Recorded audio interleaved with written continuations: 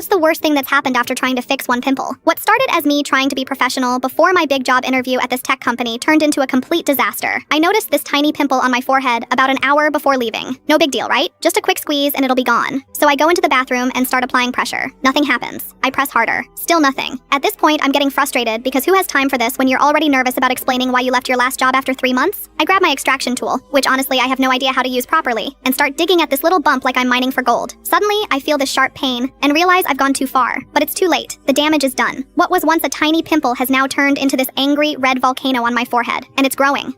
Within minutes, it had doubled in size and was throbbing like it had its own heartbeat. I tried ice, concealer, more concealer. Nothing helped. By the time I had to leave, I looked like I'd been stung by a bee with a personal vendetta against my face. I considered canceling the interview, but this was the job, the one I'd been dreaming about for months. The salary was almost double what I was making before, and after 3 miserable months at my previous toxic workplace, I needed this win. So I power through. Maybe they won't notice. I arrive at this sleek office building downtown, trying to style my hair differently to create some forehead coverage, but my hair isn't cooperating. Because why would it? The universe clearly wanted me to suffer that day. The receptionist does a double take, but pretends not to notice the glowing red beacon on my face. She offers me water, which I accept, only to then spill it on my pants. So now I've got a monster zit and what looks like I've peed myself. Perfect. I sit in the waiting area trying to use my phone camera as a mirror. The swelling hasn't gone down. In fact, it seems to be developing its own weather system. The interviewer, this woman in her 40s with flawless skin, of course, calls me in. I shake her hand, trying to angle my face away like some vampire avoiding sunlight. 10 minutes into discussing my relevant experience, I notice she's not maintaining eye contact. She's staring right at Mount Vesuvius on my forehead. I try to brush my hair forward while explaining my Excel skills, but it's too short to cover anything. Finally, she stops mid-sentence and says, "I'm sorry, but is that painful? It looks really inflamed." And instead of playing it cool, I panic and blurt out, "I attacked a pimple and lost the battle." There's this awkward silence where I'm mentally packing up any chance at this job. But then she starts laughing and tells me about how she once tried to fix an eyebrow before a presentation and ended up with half an eyebrow. Somehow, this moment of shared beauty disasters breaks the ice. The interview actually goes well after that. We bond over terrible skincare decisions, and she seems impressed with my qualifications. As I'm leaving, feeling slightly more confident despite my throbbing forehead, she says they'll be in touch soon, but then adds, maybe put some antibiotic ointment on that. My son had something similar, and it turned out to be a staph infection. Great. Now I'm paranoid about face-eating bacteria on top of everything else. I rush home and spend the day watching YouTube videos about infection symptoms while applying every product in my medicine cabinet to my forehead. By evening, the swelling has increased to where my boyfriend walks in and asks if I've been in a fight. When I explain, he can't stop laughing and takes a picture for posterity. I'm seriously reconsidering our relationship. The next morning, I wake up to find the pimple has now formed its own small civilization and is plotting world domination. And I have an email from the company requesting a second interview. The kicker? The email says, "We'd love to meet with you again when you're feeling better. Janet mentioned you seem to be dealing with something, and we completely understand." So not only did I freak out my interviewer, but now the entire hiring committee knows about my skincare meltdown. I got the job 3 weeks later, but to this day, whenever we have company photos, someone always jokes about making sure I don't have any situations that need fixing.